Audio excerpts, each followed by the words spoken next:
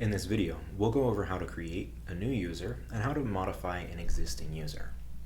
To begin, we can go to Settings and then Users, and we can see we have John Baker, which is our personal account right now. And we'll click on that, and we can see his first name, last name, email, phone type, phone number, as well as default language for them, as well as a color, and then the billable rate and labor cost per hour.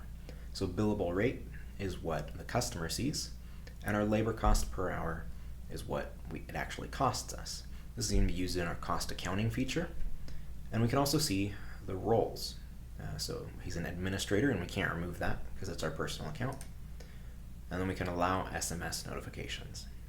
And we can also, at the top, upload a profile picture. So we'll exit out of that for now, and then we'll add a new user. And we can, again, see our profile picture, and we can add a name. We'll say Mike Smith, and then we can have his email,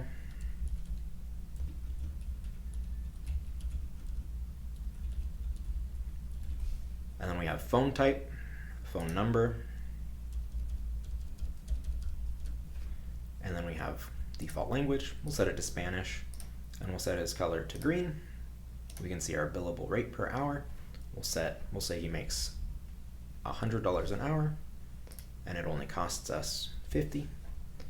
And then we can set roles. We'll say he's an office manager and a technician, and we'll allow SMS, and we can save. And it is as simple as that. We can now go to our schedule, and we can see we have John Baker and Mike Smith.